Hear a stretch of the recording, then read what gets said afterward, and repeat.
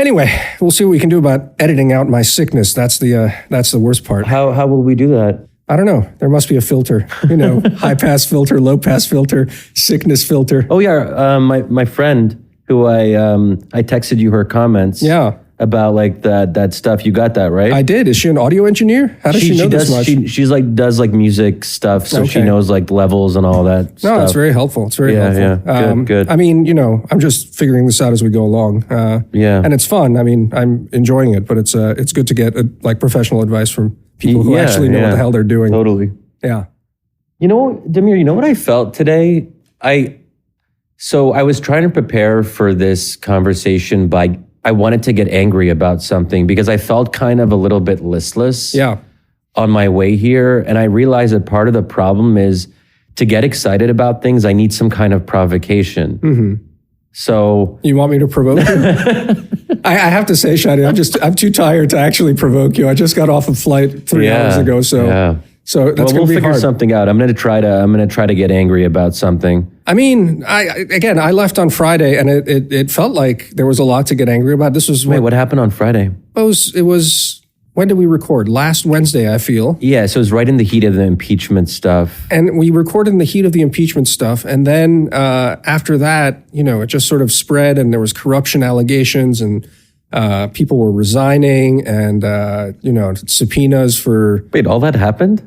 Yeah. Since last, Wednesday? Yeah, it all happened as I was leaving on Friday. Wow. I don't know if that's worth getting angry about, but it was certainly a good feeling to get out of DC as that was kicking up, because it seems like it would have been just like a bunch of noise and not much signal going on for this whole. Yeah, that's kind of how I've felt, and that's why I haven't really been paying that much attention to all those developments. And that's what I was telling you about last time, all this procedural stuff, which I just don't find that interesting.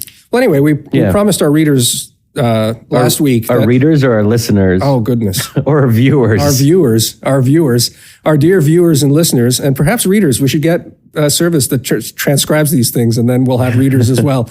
That we talk about, on your last trip, you had some thoughts about refugees and exiles, I think is how you put it. Yeah, so do you want to start with that and go to Holbrook, or the other way around? Well, I mean, I was going to say, it feels like we could do however you want, because it could be kind of, part of the same discussion. Because, there's that book by George Packer about Holbrook that I have some thoughts about. I think it charts a certain moment in American history. And I think from what you've been tweeting, I mean, I wonder, we're probably not that far off on some things, though probably diametrically opposed. Yeah, let's dive right into the Holbrook. And you want to maybe set the stage a little bit for our listeners about, like, what is this all about? What's it all about? It's a book. Because not every, I don't want to, I'm sure our listeners are very intelligent. Yeah. But that said, some of them won't be familiar with, Holbrook isn't the most famous person in the world. I mean, maybe in our DC circles, he is. Right. But, my mom's now a regular listener and she's getting into it. She kind of went backwards. She started, I think, with episode 4, and that's how she learned about my Georgia trip. Because when I came back from that, I didn't tell my mom a whole lot about it. And she's like, Shadi, I found out about your trip from the podcast, and I got like all these details about what you were up to. And then she went to episode 1. So like for my mom, who I don't think is familiar with Holbrook, how would you describe him and the book and the context of this conversation? Okay, that's a lot. Let's try and sort of boil that down a little bit. Holbrook was a diplomat, and as you said, he's sort of, notorious and famous in DC, though not all that successful. Actually, I was just in Berlin this past weekend, and I was talking to a German friend, a diplomat there, and he made the point that, if a diplomat has one huge success, that's a huge thing. Most diplomats just go through, the career being decent diplomats, but not having any great success. But it's interesting. This biography of Richard Holbrooke came out this year, a couple of months ago. And it seeks to sort of trace the man's life, but then also makes an argument that Holbrook's life represents a kind of arc in American history as well. George Packer, the author, makes the case that the arc begins in the post-World War II period and the sort of creation of the now fabled liberal world order. Holbrook himself is born around the end of World War II, ends up growing up around some of the architects of the Cold War order, ends up as a young man in Vietnam and has formative experiences in Vietnam. His next sort of eruption into, public world, he ends up being the youngest, I think, Assistant Secretary for State for Asia under Carter. After that, ends up advising Clinton as Clinton is running. He's a Democrat. Doesn't get a post right away, but ends up being appointed as special representative for Bosnia. And is largely responsible for helping broker the Dayton Peace Accords. After that, he goes, I believe he's UN ambassador, in and out of private sector. And there's a whole different question about that, which is interesting about how, the sort of revolving door operates even for famous sort of humanitarian people like Holbrooke. And then the sort of the ending arc of the story is Holbrooke getting trying to get a job with Obama, again failing to get a real job, gets appointed. To be fair, I mean, it was a real job. It maybe wasn't what he wanted, so he was appointed special representative for Afghanistan and Pakistan, or as it's sometimes known, SRAP or SRAP or whatever. Yeah. So I didn't get to the end of the book. And I read about 50 pages today, and I'm glad that I did because I wanted to get more into the Obama era. And that actually made me angry this morning. Yeah. And well, there you go. Yeah, there we go. Anger. So I'm just remembering how I felt this morning. But people who know me know that Obama really bothers me in certain ways. And my mom's sometimes like, Shadi, don't be so hard on Obama. He was a good man. He was a moral man. And that's what almost makes it more tragic, is that I think that Obama was brilliant. I think that he was a moral, upright character. I think that in some sense he wanted to do good in the world. And then, so part of what this book I think conveys is a kind of tragedy. How is it that a good, moral, even brilliant president can fail? That's maybe more what I got out of at least the last parts of the book. And that's not actually the focus of the book. The focus of the book is on Holbrook, the man, but also what he represents. And I think he represents something quite different than what Obama represents. That Holbrook was a big personality. He was ambitious. He was flawed. He lived life on this epic scope. He had enemies because anyone, presumably, with a big, flawed personality is going to piss some people off, especially here in Washington, where I feel especially, it's more so this way today with folks from our generation, where if you have an ambition to get a top government job, you're going to be careful. You're going to try to not say too many interesting things, because being creative, interesting, having big ideas could actually be a liability. And especially now when everyone's watching every single word that you say and, scouring your Twitter accounts from like 7 years ago or whatever, I think it's going to go more and more in this direction of careful, uninteresting people and Holbrook was not that. Holbrook was not careful. He wasn't cautious, and he overwhelmed people with the sheer force of his personality. And you have these little vignettes in the book where Holbrook would just like rampage into people's offices and just like stick his feet onto the desk and like pretend that it was his office. And he would kind of like say like absurd egomaniacal things to various colleagues and, in government. And that rubbed people the wrong way. And one people he really rubbed the wrong way was Susan Rice, but also Madeleine Albright. The list goes on. A lot of people really, really didn't like Richard Holbrooke, but there was another contingent who I think developed such a deep respect for him, that for all of his flaws, he he represented, and maybe I'm sort of going too much into what Packer, I think, is trying to convey, but it's also what I think, in part because I align more probably with Holbrooke than with maybe other figures in the Obama administration or previous administrations, that he represented something great about America. And when I felt proud reading certain sections of the book that for all of his faults as a human being, he really wanted to stop mass suffering, and he wanted to and he used his aggressiveness, that force of his personality to just come up with these diplomatic feats. And can you really have diplomatic feats without really strong personalities who are just going to barrel through? And he barreled through to Dayton. And there's some really interesting scenes with Milosevic, the war criminal. I don't even really know how to describe him, but president of Serbia.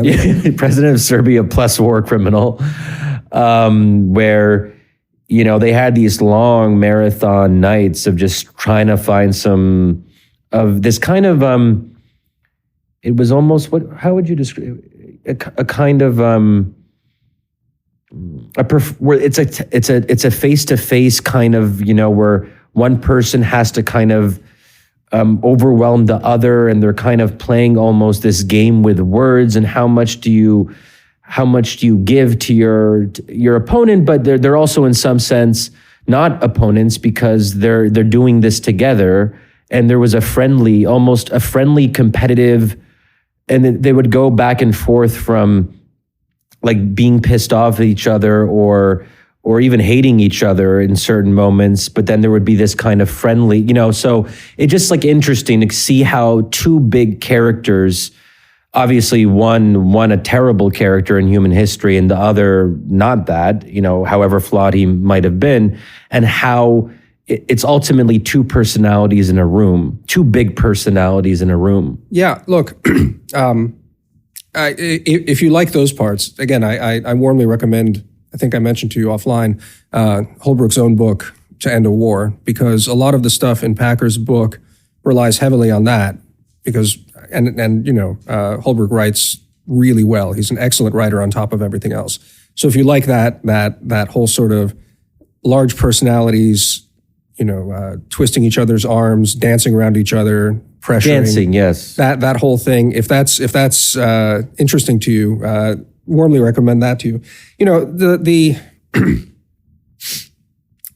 The way maybe to talk about the book that's interesting to me, and maybe I can ask you a question of how you came at it.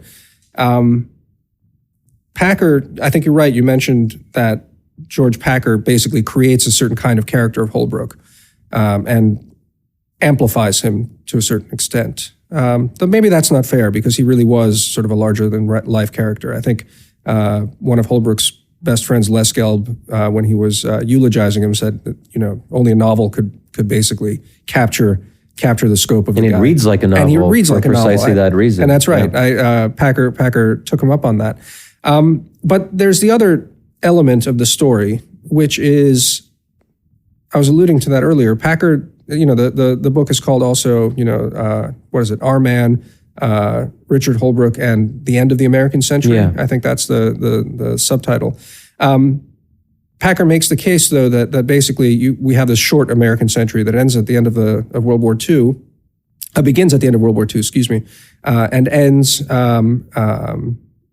with Holbrooke's death, more or less. So at some point in the Obama administration. Did you buy that? Did you buy that there's an arc? Yeah, there? I guess I buy it. I would we can debate when the original sin was, or maybe not the original sin, but maybe the defining moment where we couldn't really recover. So that's less an original sin and more that something really broke at a certain point, and that could be 2003, the Iraq War. So that's an argument to be made. 9/11 in terms of shattering the innocence of the post Cold War era. But I think the Obama administration does capture a shift in the sense that it normalizes a kind of lack of faith in what America can do abroad. And maybe that's not a charitable reading of what Obama represented. It's how I see him in part, that Obama was much more skeptical about what we could do.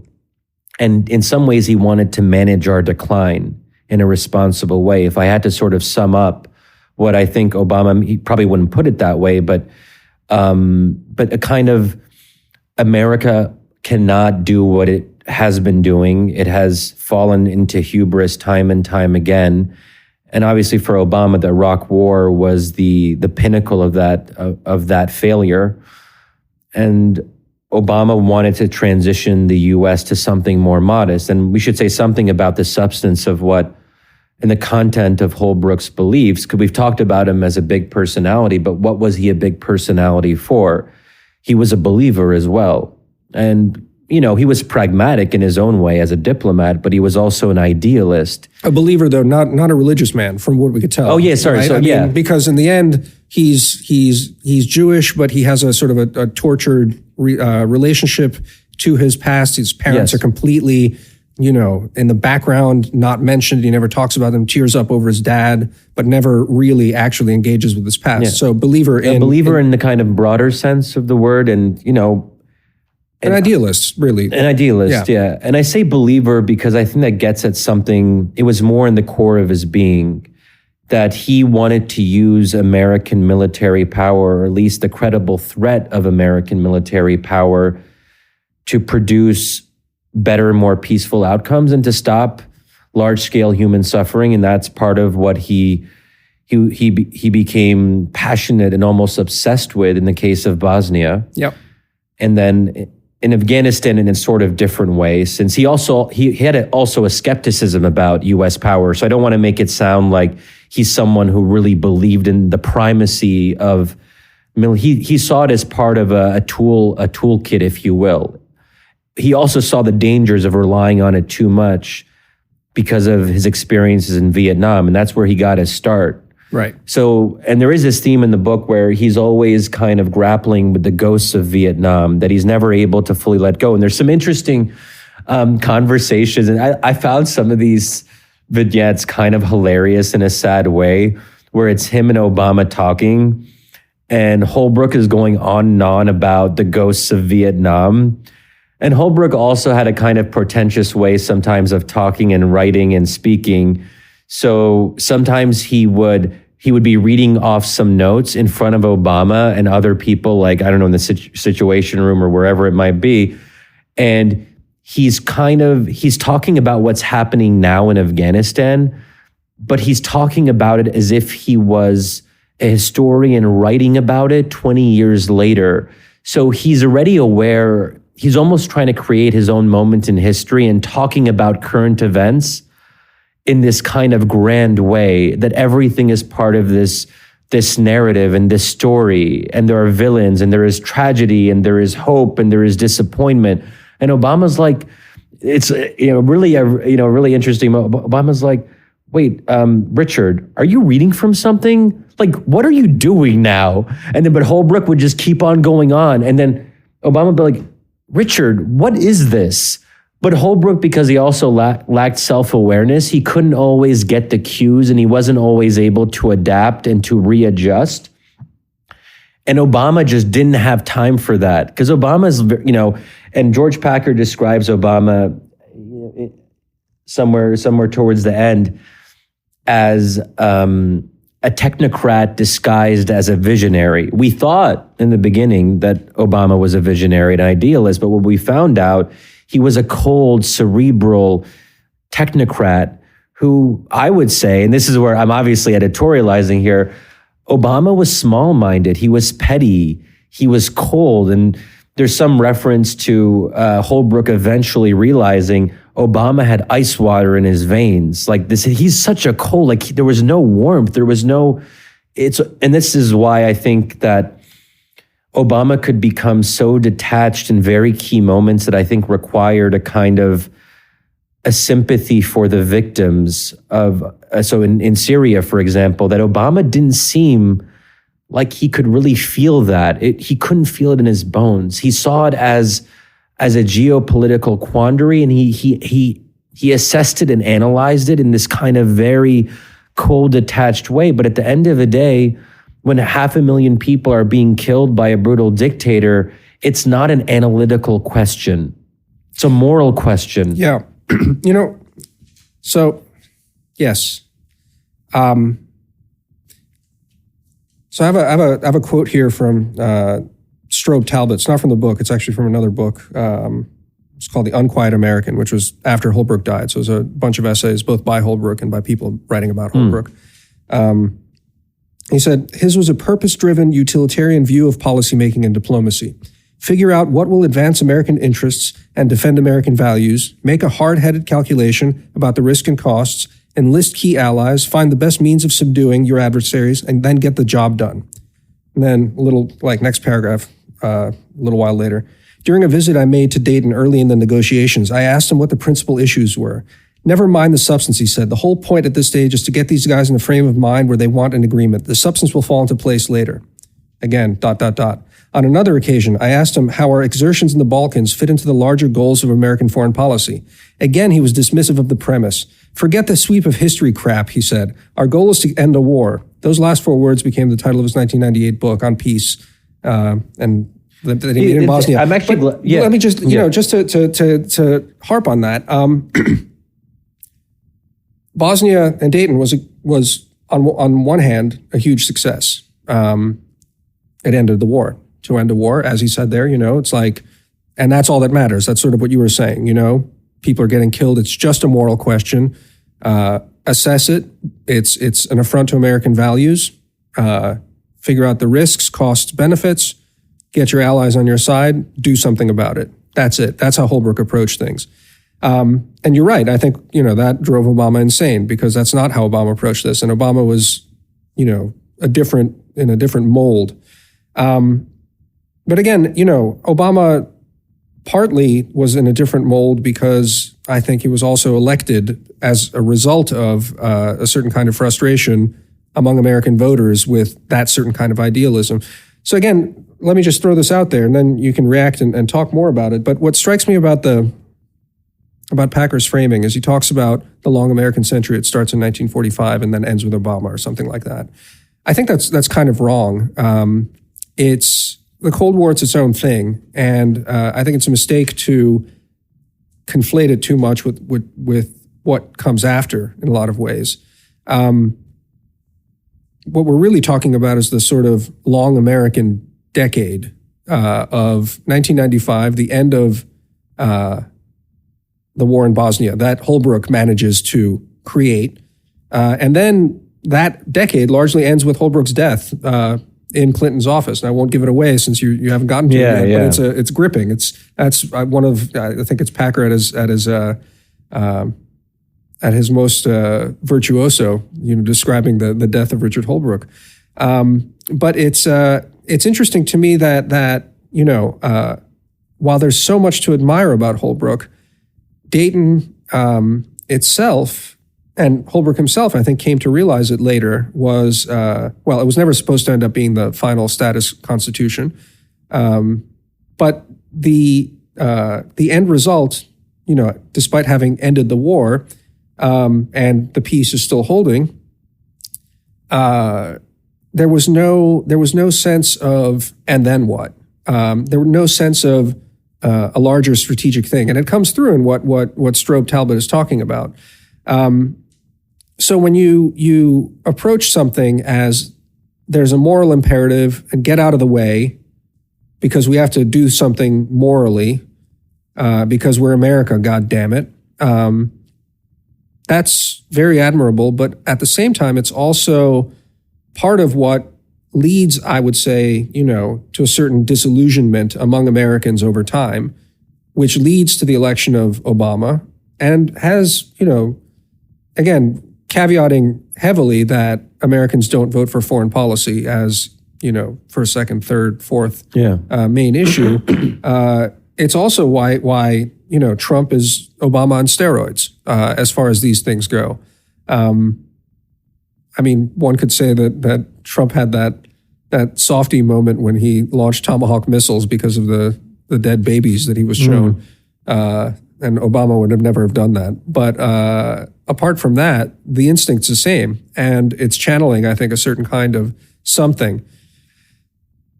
So, my analysis of the book, it's Packer is doing an elegy of both Holbrooke and, in his mind, an American century that goes from 1945, in my mind, that goes from 1995 until some point in Obama's term. But and we should, admire Holbrooke. But I think what's missing there in Packer's telling is that, and it's sort of missing in how you were just getting riled up about the moral imperative, is that it seems to me that to a certain extent, once you boil everything down to moral imperative, goddammit, you lead yourself into a series of engagements with no plan, no strategy, with a kind of, again, faith that, we give them democracy and we free them, and, the chips, let them fall as they may, they'll fall in generally a decent way and we'll have a decent future. That has been undermined, I would say, because maybe the faith was oversold. Maybe the outcomes were oversold. Maybe the costs were undersold. But I would argue that to me is also Holbrooke's legacy, not Obama's legacy, but Holbrooke's legacy, because Dayton leads to Iraq II, leads to also Madeleine Albright and the Indispensable Nation stuff, and leads to this kind of sense from 1995 on until, basically the financial crisis, I would say, of a sense that America needs to be the superhero that solves the world.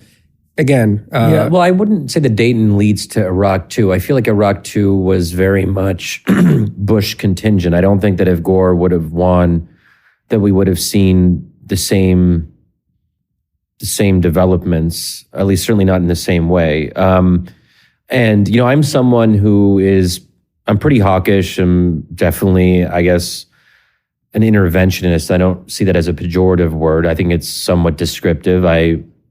I believe in certain kinds of intervention, and specifically humanitarian intervention, but I was very much against the Iraq War. And one of the reasons that I was excited about Obama when I was in grad school, and I was a believer in Obama, is because I thought that his opposition to the Iraq War signified some pretty good judgment where most people in DC had gotten that wrong. And I probably told you this before, that my ideal foreign policy is basically the Bush freedom agenda minus the Iraq War. And that's why, for me, the Iraq War is such a tragedy, not just in terms of the loss of life and what it did to Iraq and Iraqis and that level of devastation, but also that it undermined what were otherwise good, sound ideas when it came to supporting democracy abroad. And Bush was unique in that way, that he talked about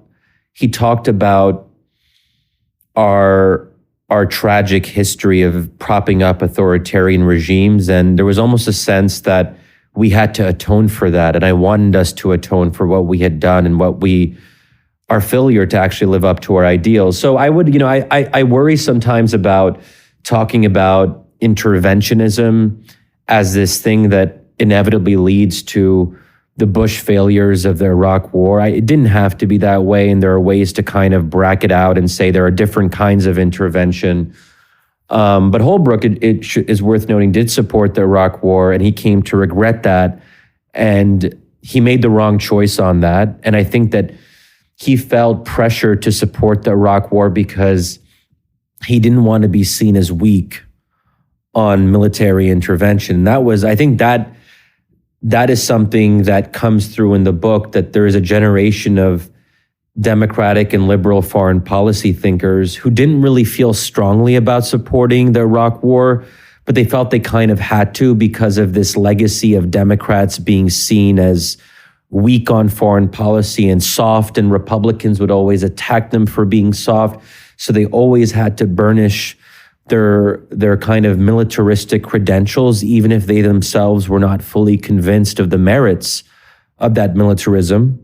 So certainly that's where Obama got it right and Holbrooke got it wrong. So there's that, and we have to be straight up about that, right? Can I ask you on Iraq?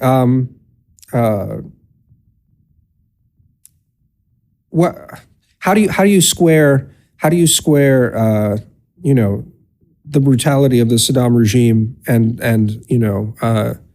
doing something about it or not doing something about it? What's the red line that Assad starts, kicks off a civil war, as opposed to merely a well-entrenched repressive regime that is kept in a box? So as long as Saddam's in a box is fine. How do you square that? So I wouldn't have supported intervention against the Assad regime in Syria in 2009 or 2008, and Assad was brutal then, right?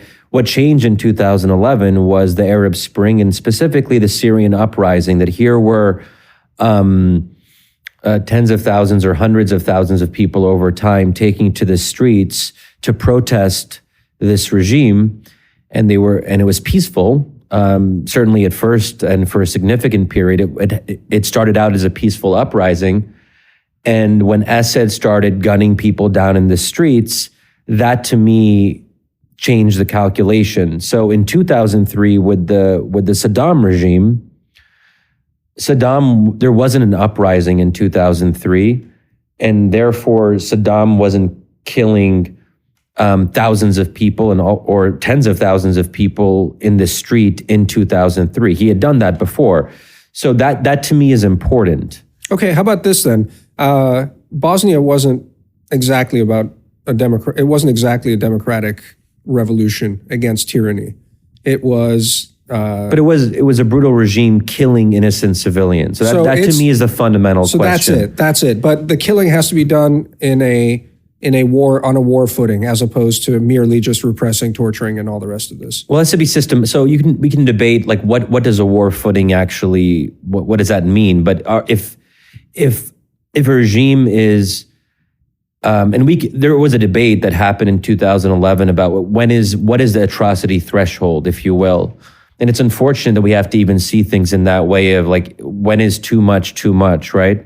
Well, I mean, it's unfortunate, but I mean, yeah. So in Libya with the Gaddafi regime, when the death toll had reached about 1,000 in just a matter of weeks, that seemed, and it was clear there was a kind of war footing where the Gaddafi regime was actually talking about killing large numbers of Libyans. And the point of atrocity prevention is to not wait until the atrocities happen. You want to stop mass killing before it reaches a certain level, right? Yeah. And certainly in the case of Syria, when I remember the death toll in 2012, February 2012 was about 5,000. And that's when I think there were a growing number of us. And I remember I wrote the first piece that was open to military intervention against the Assad regime around that time. And I brought up the 5,000 number as that's a very high number. And it's ironic. I'm not sure if that's the right word, but it's at least weird to look back at that moment and say 5,000 seemed like a lot, because it ultimately reached 500,000 and there was never an intervention. So when there is an ongoing mass killing and a regime shows an intent to continue that mass killing, I think then we at least have to have a conversation about what the U.S. can do through military force, even if we don't have a very clear vision of what so, and this is always the criticism that people had towards me. They would say, Shadi, what about the end game? Will Syria become a democracy?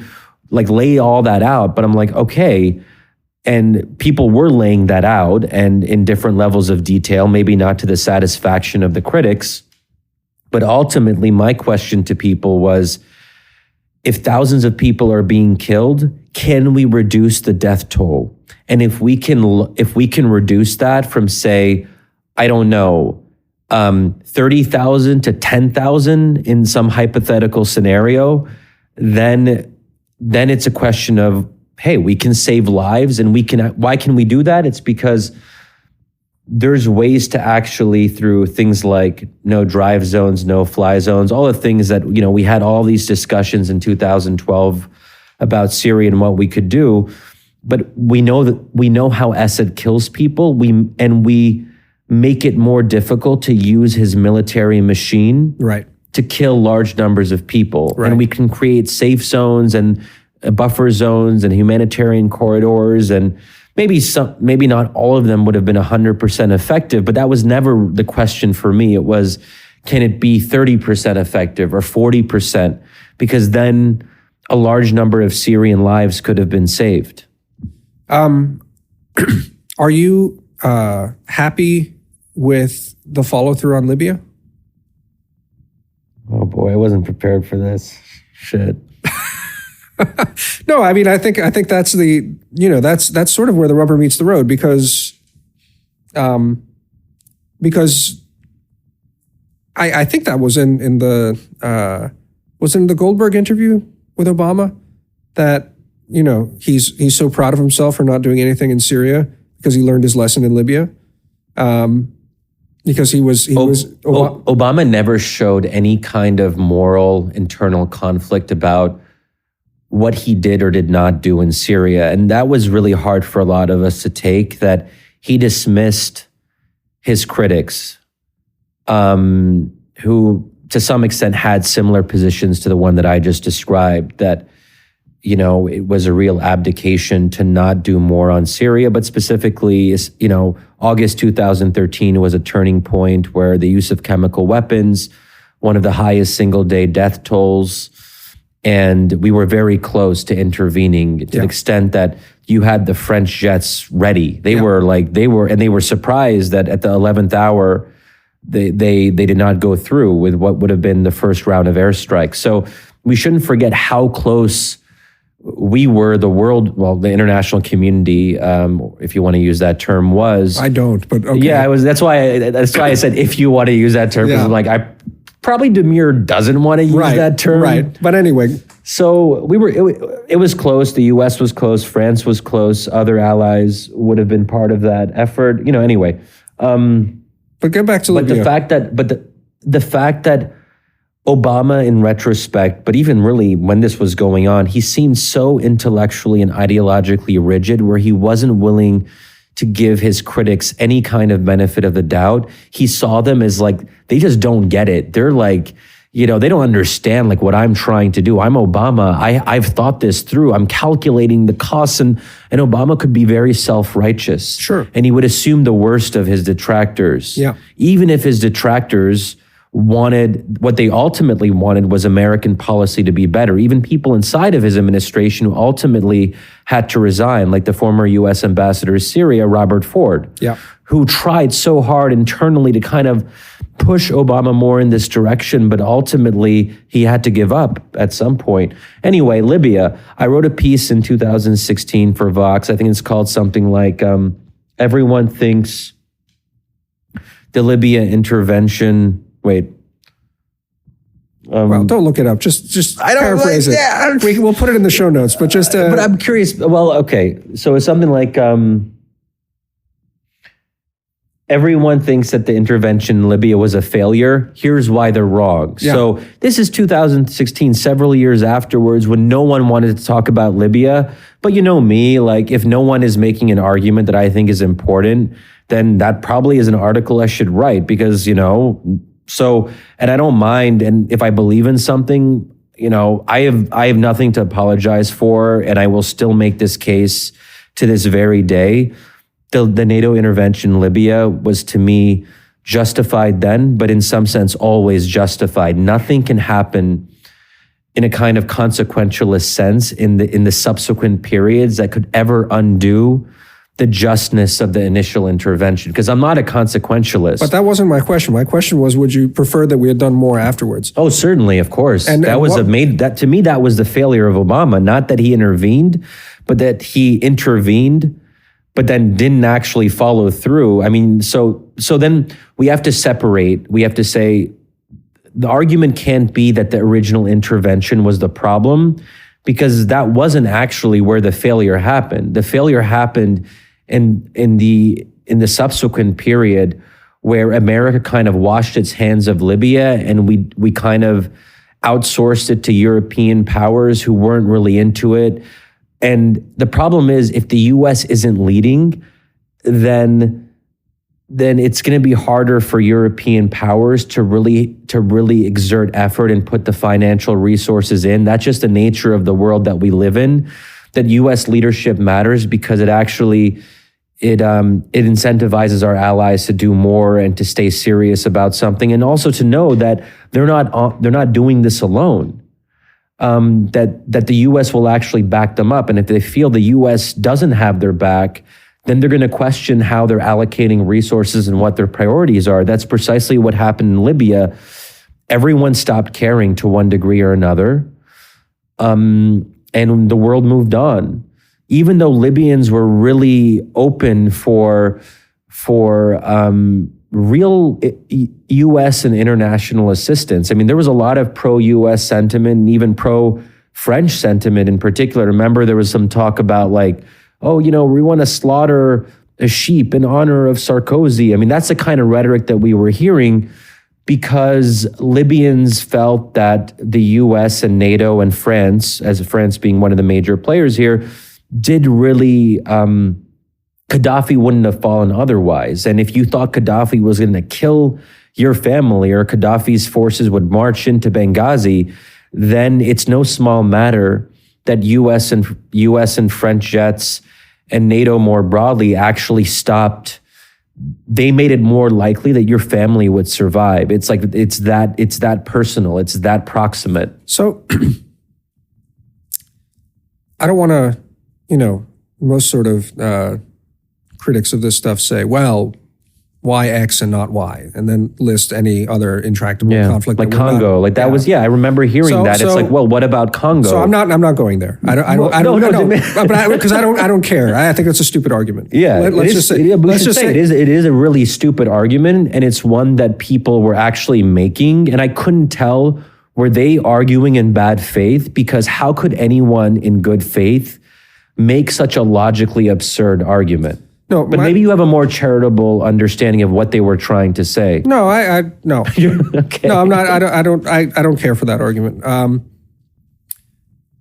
My argument is more along the lines of you would like us to have done more in follow up. Let's even say that the initial intervention to stop a clear impending massacre and the decapitation of a regime to remove a particularly cancerous figure.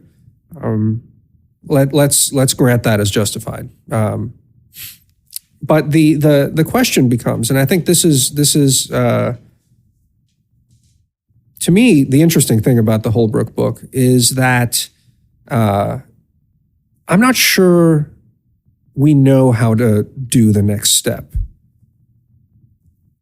Here, let me, and Afghanistan ends up being the really interesting case there because we've been doing the next step in Afghanistan, and you can cite to me all the progress that's happened. I don't know if you got to this part in the book. It's towards the end, actually very interesting given who's running for office right now. But it's an interaction between Biden and Holbrooke over Afghanistan. Did you get to that? No, part? I don't think I did actually.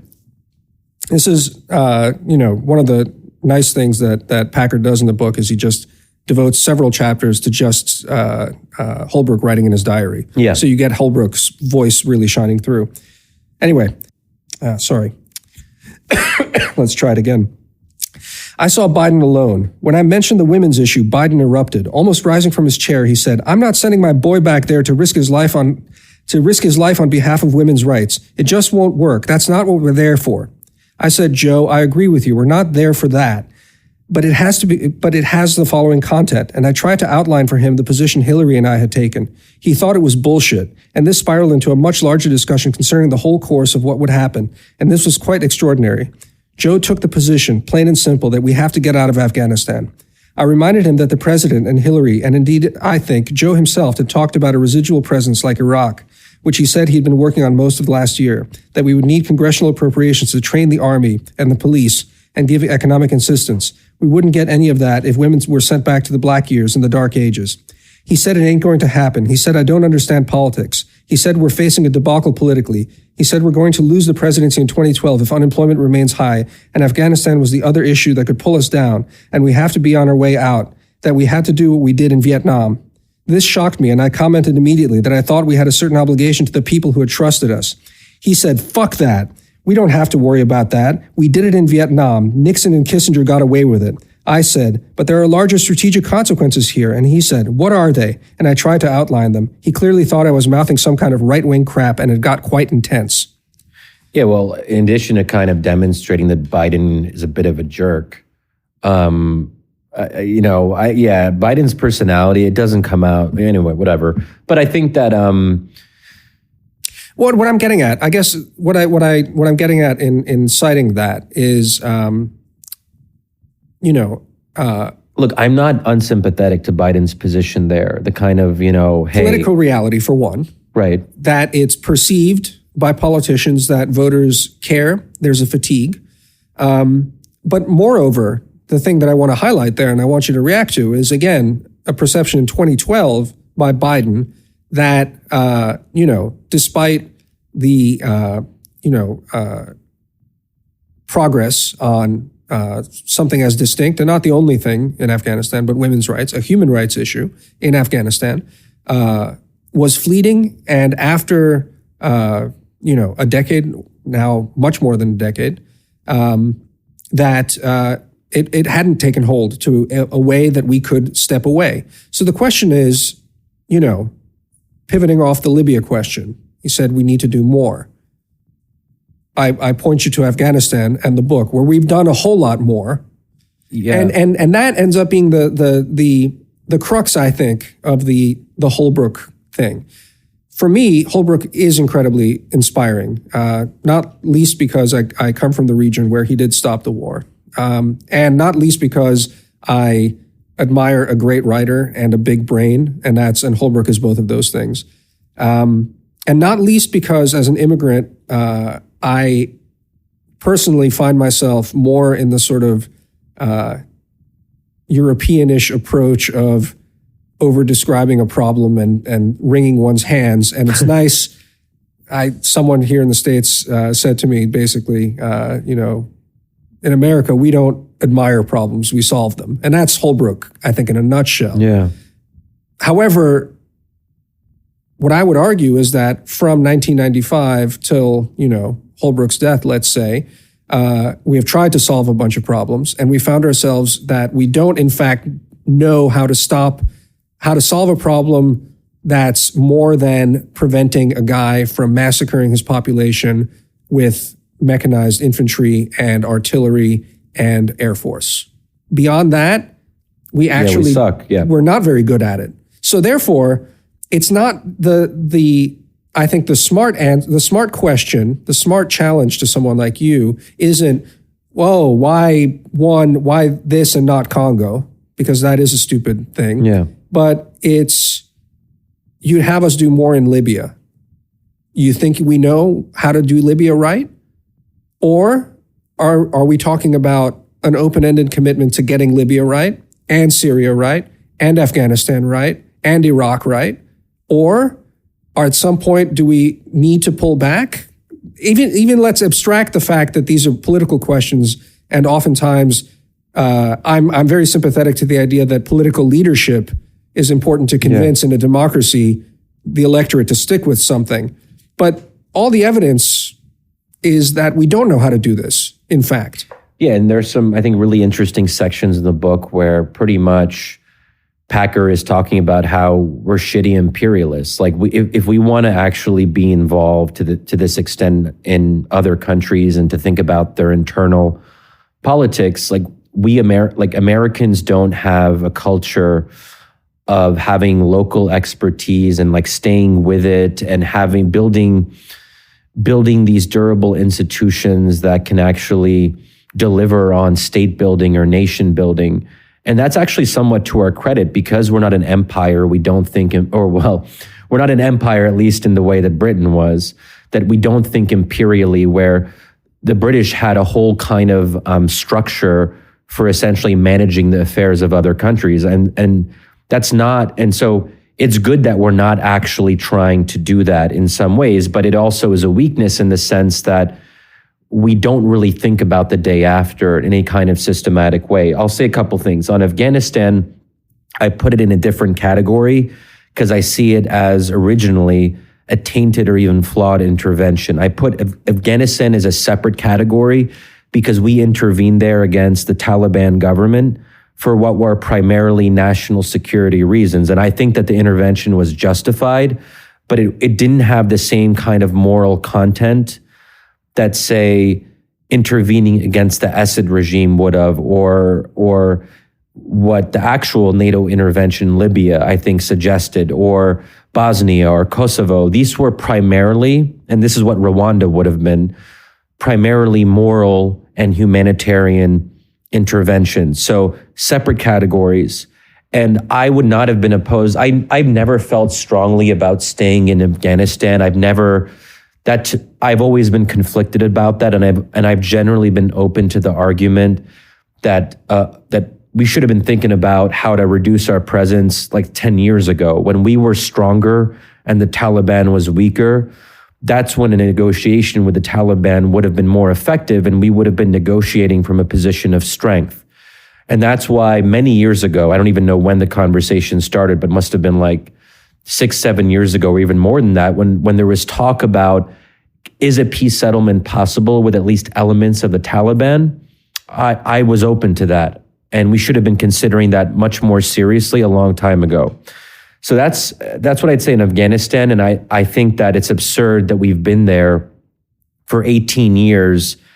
And in some sense, I'm sympathetic to Trump's approach on Afghanistan precisely because at some point you got to say we've tried a lot of different things. Obama's approach too, ultimately, right? He failed. He got rolled by the generals. Trump refuses to get rolled. But anyway. But I think Obama would have never been comfortable with the optics of a serious, advanced peace negotiation with the Taliban. Precisely. At 9/11 at Camp David. Right, yeah. Well, maybe that's obviously probably pushing it a little bit in terms of bad optics, but Trump doesn't give a shit. No. So Trump has more freedom to do things that a Democrat would have had a lot of trouble doing. Can you imagine Republicans going on about how the semi-Muslim president, Obama, because like 40% according to polls of Republicans thought Obama was a Muslim. Obama was so insecure about some of these perceptions, or maybe insecure isn't the right word, but sensitive at the very least. Trump doesn't care. Yeah, whatever. He'll make peace with the worst, like whatever. Right. And Obama never would have had the freedom to do that. So there's that. Anyway, but I would say when it comes to Libya, or really any case when we're thinking about the day after, I'm not calling for some panacea. It's not as if Libya was ever going to become a perfect democracy. So when we talk about how much Libya is struggling now, or how much it was struggling in 2013 or 2015, we're doing this American thing of saying, well, why isn't it a functioning democracy, when that was never what the original intervention was? It was always going to be a country that was going to struggle and have real civil conflict and have warlords and different rebel groups competing for influence in a post-war context. So we also have to be clear about this is a process. It takes time to play out, but at least Libyans have a chance now. And I would have said that in the absence of intervention, Libya would have been more like Syria. Libya is bad, but at least we're not seeing the death toll and the devastation that we've seen in, say, Syria, even on like a somewhat comparable per capita level. So that's just worth remembering that what are we judging the reality of Libya to? If we're judging it to some imaginary state where everything goes relatively smoothly, that's silly. And Americans are always like, well, it's not look at, they're fighting each other and we can't, oh my God, look, yeah, but we have to compare what Libya would have likely been under Gaddafi. That's what we have to compare it to, not to some imaginary state. So let me ask you then a related question maybe. you're not happy with the level of follow through in Libya, but at least you got your R2P action, responsibility to protect, for people who don't know the lingo. So you got the responsibility to protect precedent used, right? Since I mean, I could press you now to say, what would you have preferred for us to done in Libya, and why do you think that would have worked, given the warlordism and all the other things? And I grant your point that, at least it's not Syria, it's not 500,000 dead, it's orders of magnitude fewer, and it's low-grade chaos and low-grade civil war. But I mean, are you fine with that as a template, as a workable template, that R2P boiled down, again, responsibility to protect boiled down to its minimum, i.e., a leader with access to an army starts massacring his people, we put an end to that, and then wash your hands, done. No, I don't like that. But I wish it were otherwise. I think that there is a middle ground template that actually isn't about keeping boots on the ground. I'm not talking about an open-ended military commitment on Libyan soil. I am talking about serious engagement, including at a pretty high level, instead of the president completely delegating that to God knows who, and not actually and saying, hey, because he never wanted to, it was to even get Obama to support intervention in Libya, that was a real pull. And he was very, very reluctant. And that was, if you recall, this is ancient history, I guess, but the whole phrase, leading from behind, Obama didn't want to lead. So even when he led, it wasn't really leadership, if that's how, So Obama never wanted to be involved in all of this stuff. So whenever he did something, he did it in a very kind of uncommitted way. And ultimately that hurt us, that I don't even know how to put it. I don't want to say he didn't care about Libya. He just didn't want that to be his priority. He didn't want to deal with it. For him, the Middle East was a mess. It was a mess to be managed. It was about crisis management. And with someone with that kind of outlook is never going to have the right approach, because you can't think systematically about the day after and really put real governmental resources towards thinking about what that might look like in senior level coordination with your European counterparts. The president has to really be on board with that. And the president was not on board with that. He did not want to deal with it. And also we can talk about Iraq withdrawal. He delegated that to Biden, but Obama did not, when he became president, he did not want to deal with Iraq. And we saw, this is a longer conversation, we saw what the negative effects were in kind of not having our eye on the ball, so to speak. And ISIS was able ultimately, there was a vacuum in Iraq and we weren't paying attention to it. And Biden, as I think former Secretary Bob Gates once memorably conveyed, and this is a paraphrase, Biden has been wrong, or I don't know, maybe this is apocryphal, but I think this was from Secretary Gates, something along these lines, that Biden has been wrong about every major foreign policy issue of the last 40 years, which is interesting, because there's this perception that Biden he's strong on foreign policy. Well, he thinks about foreign policy. He's done stuff on foreign policy, but he sucks on foreign policy. I mean, anyway, well, we do have to wrap up. I'll just say, we should actually continue different aspects. I think we put a lot of things on the table. I'll also just say that, it's hard for me I've been reminded that I don't speak on these issues, and maybe I'm being self-critical here, but I don't know if I speak on these issues with the kind of ease that I speak about, say, ideological issues or the role of religion in public life. And the reason for that, I think, is this is really, when I'm reminded of these debates and having been a part of some of these debates myself, it took a toll on me. It really took a toll on me.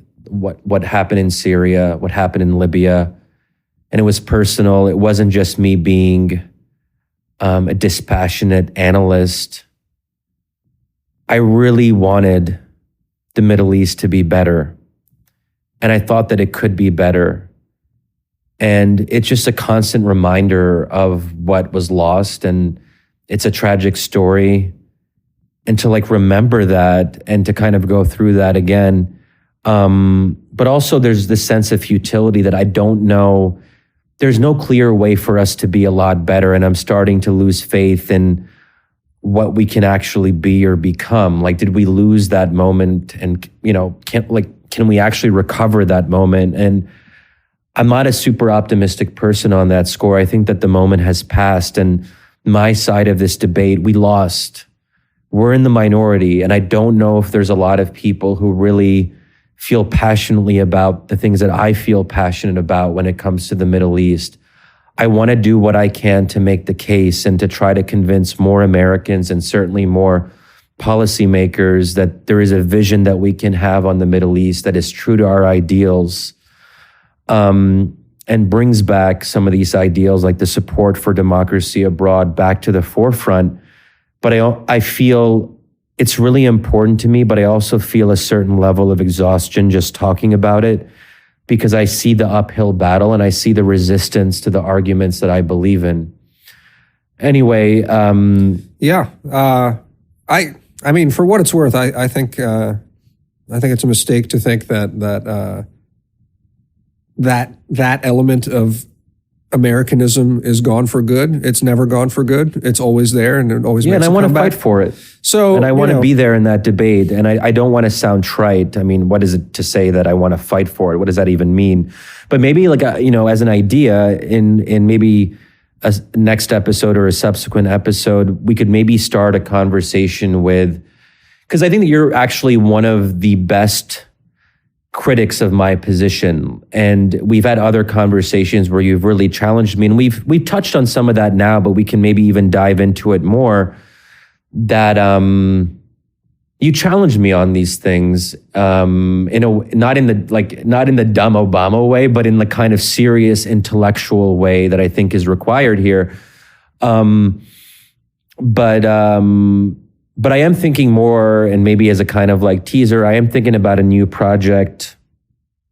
I'm not sure what exact form it will take, where I try to lay out the arguments in a more systematic way for why we have to return to like support for democracy abroad. I want to make that case. I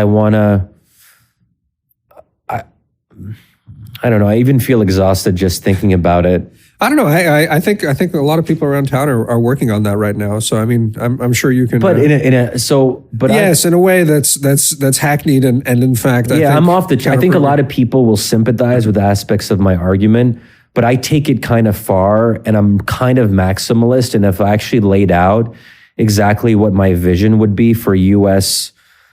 support for democracy in the Middle East, I think it would be well beyond what I think a lot of people, even those who are sympathetic to my viewpoint, are willing to accept. But maybe we can talk about that and I can lay it out, and you can respond and say why you think I might be tempted into some kind of hubristic enterprises as a result of my ideas. But I like that you're someone who can actually really challenge me on some of these things, and I think there's a lot more to say. Happy to keep talking, Shadi. All right. Okay. See you later. Bye.